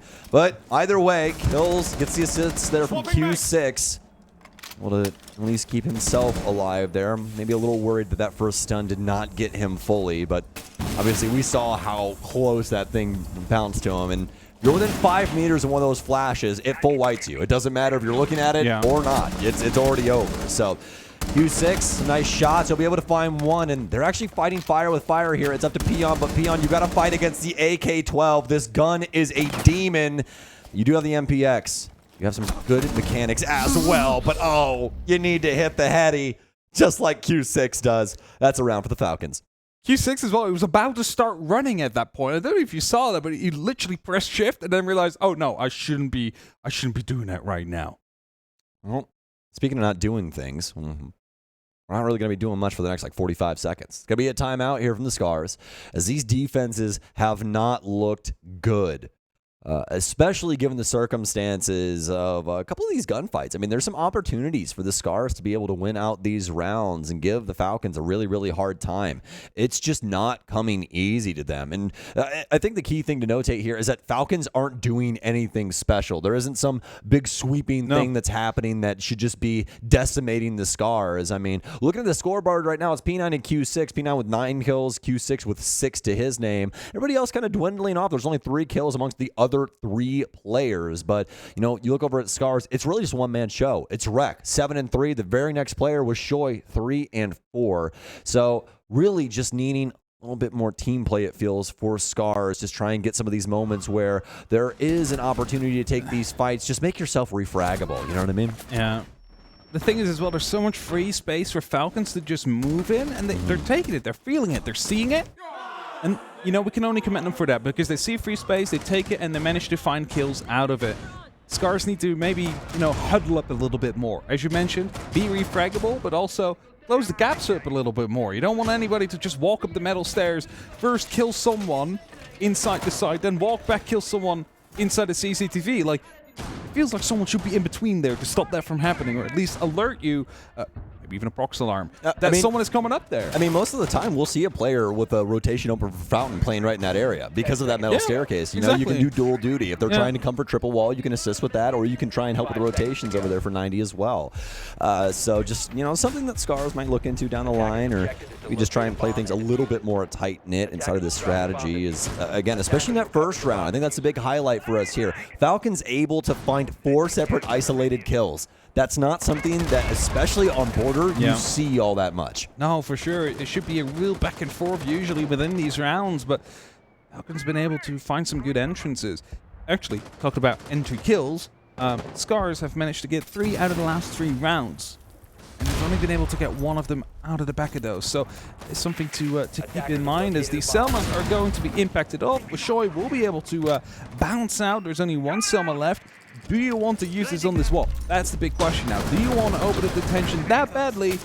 Yes, that's the case. Okay, never. I mean, I asked it as a rhetorical question, but what? I think they do. Oh, they mess it no, up? Q6. Yeah, he's going to immediately Luckily, hightail it out P9 can come over if he really wants to. Torch up those last Torture little that lines. last little bit, and then it's good. But Everybody needs a welder in their life. Maverick is such a good operator, so if you like have a slight mess up like that, you can just come up and clean up the mess. E1D out here from J-Lad, and Falcons doing their damnedest to make sure this info plays into their favor. Some solid drone work here, especially from the likes of Q6 right now, as he's soul searching throughout the map to see exactly what is going to be the next step for them. P9 already implementing some new angles here for himself as well. Gonna try and get rid of this default camera if he can find it, and he will. Notice he's more than likely got one over here in the bathroom. Might have seen him on the cross or what have you, but oh, actually, Taiyu? No, it's going to be Peon that takes out J-Lad instead. Taiyu up close and personal with the bailiff. I don't know if he just starts spraying here or what happens. No, he's going to wait it out. No shots. That's stun in. And he might even be alive, or surprised that he is still alive. There's also no follow-up indeed, and that's the bigger question out here. Now, there is some support coming through from the side of Wishoy, who has the opportunity to swing wide if another flashbang does come in, so that's something to keep in mind as well from our side of things. There we go, flashbang pops in, Toyoi actually goes for an aggressive swing with the bailiff, finds another kill. We've been seeing like quite a lot of bailiff kills going through in the last couple of games. I keep saying Young is rolling in his metaphorical grave, because that would have won them an entire event in Milan up against Empire, so very unlucky. U6 trying to find some ground. Of course, there's lots of long angles that could be used to stop this plant from happening, and let alone the player that's still in sight there. Not seemingly fully aware of his position out there, not really showing anything until he walks through the door. Pyeong, able to shut him down, is going to go down himself, but Valentino will be shot, so setting up the kills now. And you see the full heal comes in, so even a little down doesn't mean anything. And it seems like SCARZ, after the timeout, going to be able to find themselves with a flawless round and put themselves back up on the scoreboard. Falcons with not as strong of an idea of how they wanted to really deal with that site setup. It seemed like their main bread and butter was trying to deal with the position over in bathroom, but they weren't even for sure if there was somebody in the area. Dumping stuns in there constantly, but you're surprised when he swings you. I think that's the biggest thing there for me. Falcons constantly, spinning around the map, especially after things went down in detention and they weren't able to really utilize that. It just seemed like there was no line adjustment for them to really try and go for anything. They don't go upstairs for armory lockers, arguably the most important area of the map to take control of for a server offense. Instead, they try and go in through tellers, and they get popped over there instead. After they'd already fully whited Taiyu, which already makes you think, hey, you're bouncing stuns in here. You more than likely are thinking that somebody's in this area, and then they just never really do anything about it. And the worst part about that for me, Hap, is that he swings it, gets that kill, and nobody is even in the tri-state area to try and get a refrag. No one was there. If someone was in lobby, that would have been a pickup before he even walked out the door. Yeah, he swings the door dead instantaneously from the bottom of the square. I mean, it's painful to some extent. You throw the flashbang because you think someone's there. You don't follow up on it. So it's like, was it just thrown for the sake of throwing? Not the round, but the flashbang. Or is it like you think someone was there, but you didn't know if you could go for a safe swing because of who was still around inside the workshop? So yeah, you got to work together there at that point. Sure, great if you can all win your individual ones, However, if it does go wrong, you want someone to be there to clean up the mess for you. Just do that extra legwork. Just it doesn't require that much. Just a simple drone rolling in there and being like, hey, confirmed he's in here, he's playing this angle. Obviously, he can still move or whatever, but that's the kind of stuff that you need to make sure that you are looking into before making some of these moves. And for Falcons, they definitely did not make sure that they were looking down their task list inside of that last round. And see if they can get it going, though, for round 6 here. Is so far so good for them, and they're definitely going to be happy about the amount of damage that they just dealt to Wreck. I think they're already happy with the 3 rounds they have on the attack as well. I think it's great with the current meta that we're in inside of Siege and during the Invitational as well. So if they manage to put this up to a 4th one, they're putting themselves in a really good position for this series, as I believe Wreck just fell back towards the bottom floor as well. He's not going to be sticking around much longer. Of course, has an impact that he can still play, but I'm not really sure what he's trying to achieve with that one.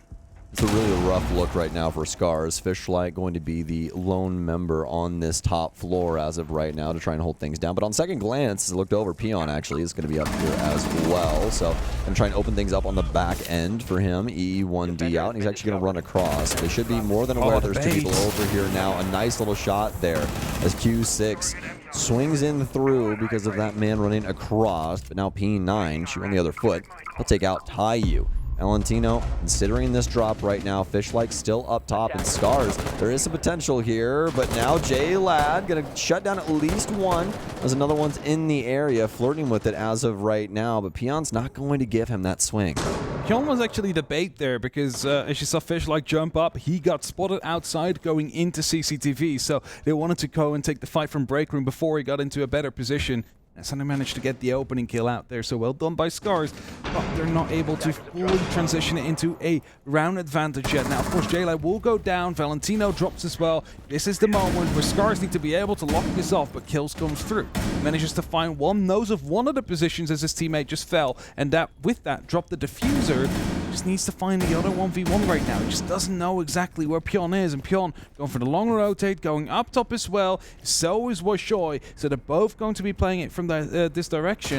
And with that, they're hoping to make sure that he's just not going to be able to recover that diffuser and go for the plant. As soon as he jumps through that window, should be a swing from Washoy to come through. And there you have it indeed. Very well done from SCARZ.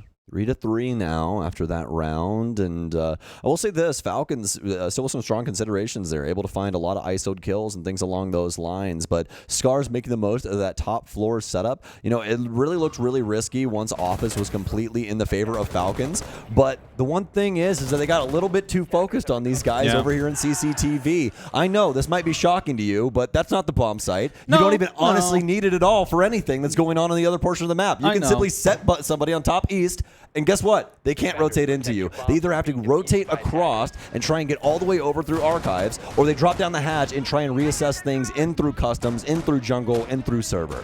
I think what happened there is the fact that, of course, we did see the spot coming through. They didn't know that Toyoi just walked out there, was spotted outside of Armory going into CCTV. They probably would have hoped it was an easy pickup, a free pickup, right?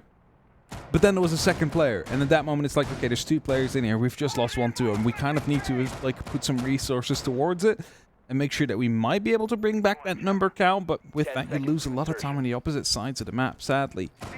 And as a result, not able to really put the pressure where it was necessary instead. But again, I like the bait we saw from SCARZ there. Is that must have been like on purpose, because you see him pop up on the desk, and within a second, your teammate gets spotted outside of Armory. Yeah, like, there's no way that wasn't intentional. Yeah, it was a super smart way to build that up. I think he wanted to rotate over there anyways for the rotation, so it wasn't exactly like, hey, you're strictly doing this because of the bait, right? But to build upon the back of it. Yeah. Exactly. Like, we'll get you here, and we get a free kill out of it, potentially. That's a chess game of Rainbow Six Siege. Just think that one step ahead, and sometimes you can get some pretty cheeky kills or a little portion of the map you didn't really consider before. So, well done from them. 3 versus 3 now, though, as they're going to be dealing with Falcons on their defensive end. EE1D's out, Yokai, or rather, Indela in, Wreck in as well, one behind half wall, and oh my goodness gracious, Washoy's going to fly through as well, and he's been found. Didn't have the proper gun out in the first place. Peon, so much damage dealt to him, and that's the round. Peon has 1 HP. That's it. And Mute is outside. And there's 2 people outside.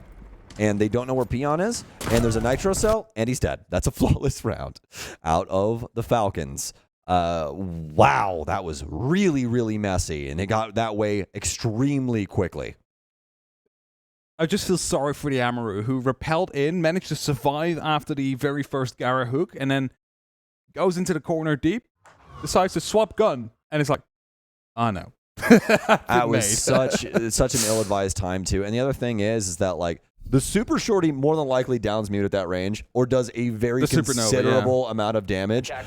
You know, it is such a good shotgun. So I mean, there's no real reason to not trust it in that situation, especially when you can, you know. I don't think they knew he was in that part of Armory. Yeah, I mean, that's fine as well, but I'll it's like... walk to a safe area, swap gun, and then I'll take the fight with the SMG towards Archives. Yeah, but I mean, even past that, like, obviously you want the shotgun for the initial entry. Yeah. I understand. But if you're really, really concerned about it, or you really don't have any info, and you kind of want something that's going to be a tool to cover all bases, maybe switch to the SMG-11 when you're outside. Yeah, for sure. You know, if you're really concerned about it that way. But obviously, beggars can't be choosers. Just a little bit of timing there for the Falcons, or rather for the SCARZ. And things happen, man. They tried to fly in through the window. They tried a lot of different things in that moment, and 4 people died instantaneously. They were ready at the end of the day. Yeah, they were ready for it. And that's the thing. It wasn't just like 1 or 2 people that died from SCARZ, and then they were like, oh, well, now we have to try and reassess things. They went for their strategy. It didn't work. Things happen. It got very quickly shut down. Falcons probably knew what was coming out there and just shut them down as it went on. Of course, we really focused on the Amaru fight, but by the time that one was done,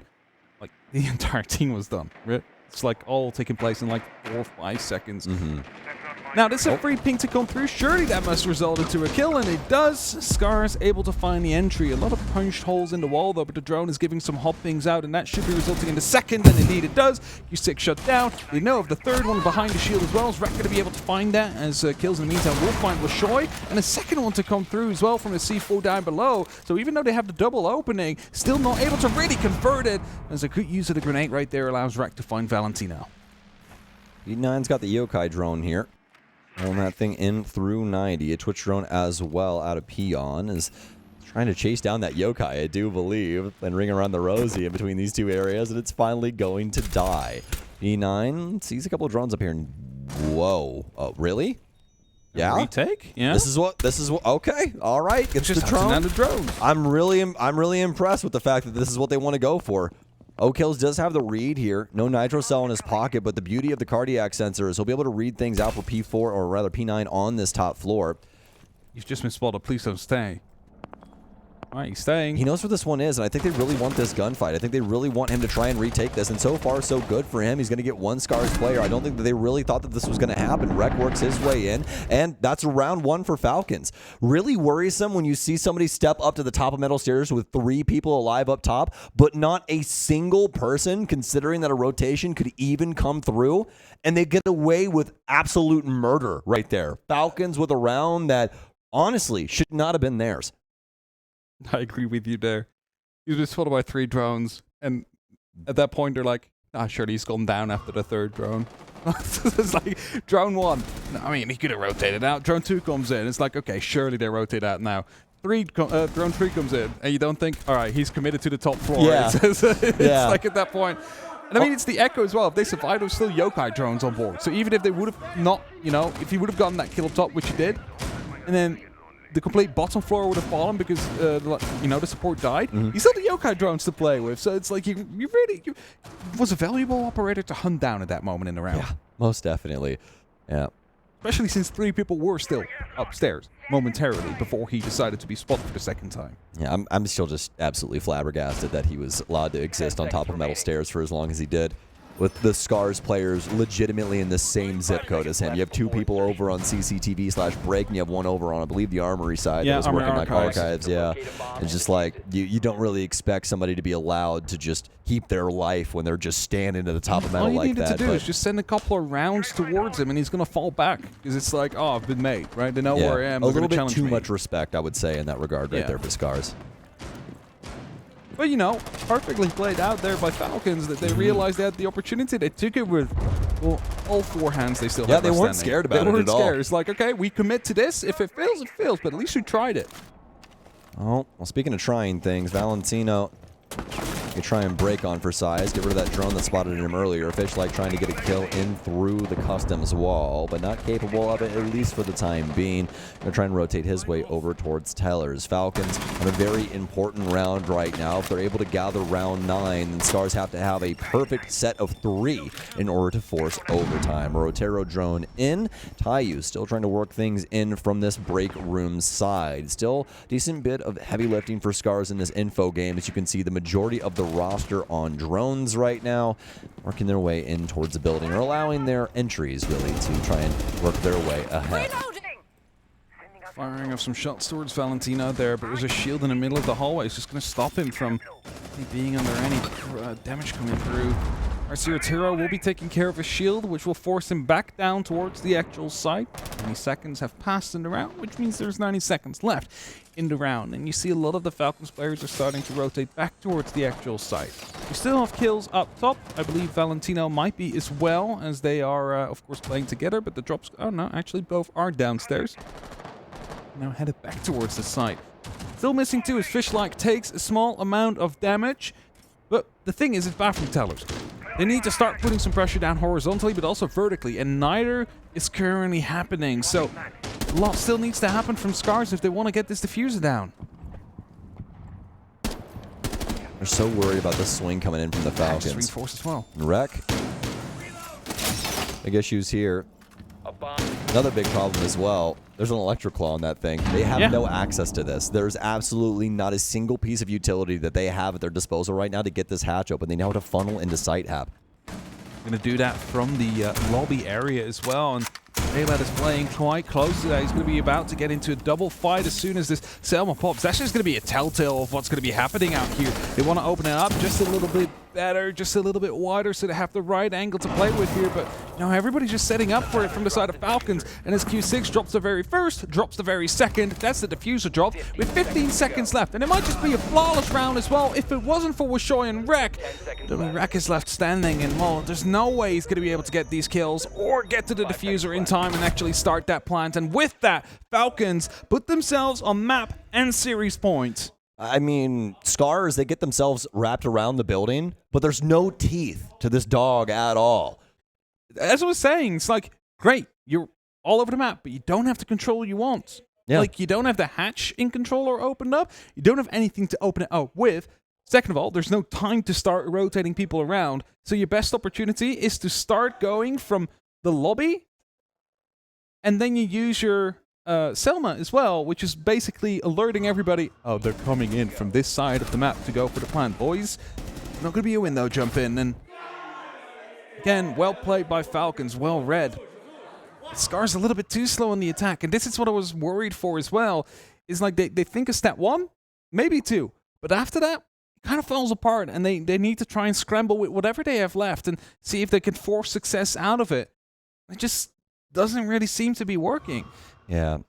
Falcons, I mean, with a very solid consideration on their defensive strategy, but you can see SCARZ didn't really have any early round adaptations to be able to make it where they could get a big pick, make it to where they could get the map control that they wanted to. Everything happened within the last 20 seconds, and the big issue is that, you know, people like Q6 playing inside of the customs little office, you know what I mean? Just getting way too much done from that position, all because the SCARZ aren't aware. And yeah, they get the refrag eventually, but it's too little too late. He's killed 2 of your players, and on top of that, another diffuser. Yeah, and on top of that, another Falcons player has already killed somebody else. So you have 3 bodies on the ground already. You get the refrag onto one of them, but I mean, it's just too little too late in moments like that for SCARZ, where, you know, when you look across this board and you look down to a player like Rek, 13-7-2, it's like, you really wish that these things would convert to some more space for SCARZ to be able to utilize. Yeah, and it's not just that. I mean, Wishoy is also having a pretty good game, right? With 8 on 7. I mean,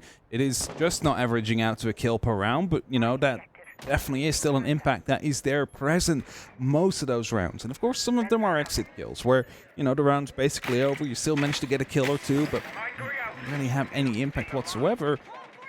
The opportunity is there, the skill is definitely there, it's just the connection that seems to be missing with SCARZ right now. The ability to think past the first step, which is take out some of the utility, open up some windows and floors and put up some pressure on these positions. But as soon as they've done that, they lose too much time. They don't have the opportunity anymore to recuperate themselves and prepare for the actual execute, which forces them to just basically bash their head against the problem and hope for the best. It also works sometimes, and I'm not trying to be negative towards SCARZ here because they have played really good rounds in the tournament so far, but just these last couple of attack rounds we've been seeing from them have not been it. It's definitely not. Lots of traps implemented from Falcons here as well. I love this idea, Hap. They know that the SCARZ have been quite slow. So make them Mines and slower. Frost Mats are going to be something that really could change up the fate of Wreck. Oh, what a good find. And oh my, a double kill for him. This is what we wanted out of SCARZ the entire time. The team play here. Fishlike has the back end over from box wall, and he's going to take him down. A flawless round out of SCARZ. And they completely change up their fate. That last round looked nothing like this at all. There was nothing in this car. It was a dead to rights, no battery, not even an ignition in the thing. And all of a sudden, we're driving a Lamborghini. Definitely upped it there. Brand new whip. I got no keys. Tactical timeout coming in from the side of Falcons. And as you mentioned, like SCARZ, they just decided, well, let's do or die. So let's just do it. And they did it. They managed to work together there. And of course, it came down from a nice deep push that managed to get maybe further than they should at that point. But you also have like the opposing side of your team pushing in from different angles. Instead, you just chug that like just pop a hole in the other side, man. Just pop a hole in the other side. You gotta allow some air in there, Hap. You know, I've been running this strategy for a little while. Oh, I see. I'm literally showing in my cup right off. now. homie, like squeezed the entire water cup right there to try and just suck the soul out of that thing. It was ridiculous. Oh my god. Valentino needed that agua so bad. The only reason they called it tactical is just like, no worries. He was like, I need a drink. I just need a drink, man. I just need some water. Some H2O. Oh my goodness gracious. Well, Falcons, after that tack timeout, probably just talking about the fact that, hey, they might try for some really antsy things. When you have a team like this, right, especially with their back up against the wall, I mean, SCARZ looking to try and bring things back against Falcons, they're going to start fighting for their lives. And that's more than likely what Twister was talking about. Twister was like, listen, they're not going to go down without a fight. They are going to try and get into your face because right now is where it matters most. There is no other way that they get through this minus beating you for 3 rounds in a row. Yeah. So we have to lock it in and make sure that these initial engagements go our way. And how do we lead in that? Good info. That's it. Good info. Good starts. And work together. Be able to refrag one another. Exactly. That and it all starts with those things. You want to make sure that you're able to understand where SCARZ is going to be entering this building from and being able to capitalize on it with a multitude of bodies or a solid amount of utility. And look at this Falcons lineup right now. It looks disgusting for Border. You got EDDs, you got Yokais, Valcams, as well as a Pulse. Don't forget the Suryas that are just going to slow you down even more as well. So I'm just afraid of the fact that SCARZ just had some really good success by just basically telling Rek beeline to the side. Right? Like it worked out. It's just go to the side. He managed to get 3 kills on his way there. His team managed to clean up with him as well. I'm just hoping that they don't continue doing that now because that is easily read. That's easily counterable. It works out as a bit of a surprise, you know, when you've had some slow rounds coming through. But now they need to bring it to that structure. And they need to mix it perfectly right. They need to mix the aggression that we've just had, but also with the carefulness and the passiveness that we've had before so they can clear out the utility pieces properly. We'll have to see what kind of chefs SCARZ are. What are they cooking up in the kitchen here? Because it's going to require some solid considerations to make sure this bread rises correctly. Falcons, so far so good. They haven't been able, or rather haven't given up big moments just yet in this round. First minute already gone. Halfway through the round already as the air jabs are being applied around the top of East Stairs. This is more than likely going to dictate to Falcons exactly the way that SCARZ want to try and take things. Some drone play working its way in here too. Valentino, are you aware of the situation that is right around the corner from you? That's the real question. Probably not, but has enough safe space inside the bathroom there to not really give anything about it. Now, he's definitely aware of the fact that there's someone out there now, as that's a great opener from Q6 as the lifeline's popping towards him, completely blinded Valentino, though. Q6 will come in for the help. Actually, we'll find one, as it is going to be Fishlock trying to find at least a trade out there, but doesn't know or doesn't seem to know. Valentino is thrown out there now. The punch hole will be punished for it. He's opening up with the skeleton key. Suddenly, a second player pops up. He's like, surprise, but Fishlock's still able to confirm that kill. He's low on HP, but at least it's back to a 3-3. That's very workable for the side of SCARZ here. However, P9 with that yokai, some good information. Hey, Nomad's still up top. J-Lad, he's out there. Could go for the hunt theoretically, and I think that's exactly what he's told to do, but the air jet pops. Pion is not responding to it, and with that yokai drone hot droning, they have the opportunity to retake vertical. 30 seconds remaining here, and I think J-Lad's just going to be able to handle this verticality. They're going to have to try and work their way in from the bathroom. This case is on Fishlock of all people as well. They really want to drop this to somebody else with extra HP, I would assume, but as soon as they try and move forward, that's the case down. A big kill there from Kills as they're trying to crouch walk their way through this site. Tags up Kills just one time, and I shot there from Pion, but with 10 seconds remaining, this case, it requires a home. Yokai in, J-Lad up top. Nobody coming through that rotation, but as soon as this case starts, he's more than likely just going to drop in some verticality to find it. Uh-oh, will he be able to find the feed? He finds the other one instead, and this case, it goes down! J-Lad with a beautiful pistol round there. And oh my goodness gracious, the Falcons fly high as they will be able to take this map in 7-4 fashion over the SCARZ. I was so afraid he was going to drop in just too late. At the moment they go up the diffuser, you know, he's just punched a hole up above. It was a very big opportunity. He would have just been shot as he fell through, but able to clutch it out with a pistol there in the end and get themselves 7-4. But more importantly, they survive in SI. They get to go on towards the playoffs, whereas SCARZ is going home. Most definitely. And I mean, a pretty interesting affair between these two. I will most definitely say this. There's definitely some cleaning to do for both of these squads respectively. Especially for Falcons, considering they move on. Yeah. If you want to go deeper into this tournament, Falcons, there's definitely going to need to be some ideals that need to be implemented for you guys to be able to clean up a few of these rough areas. We'll have to see. I mean, Falcons still able to get it over on the SCARZ, but definitely want to see a couple of things built upon from these building blocks.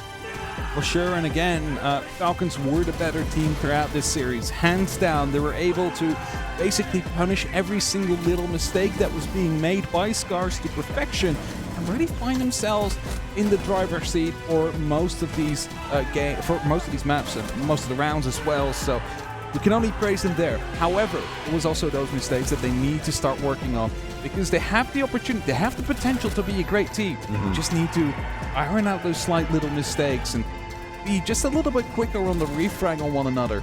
And that's when they will find themselves potentially making a deep run.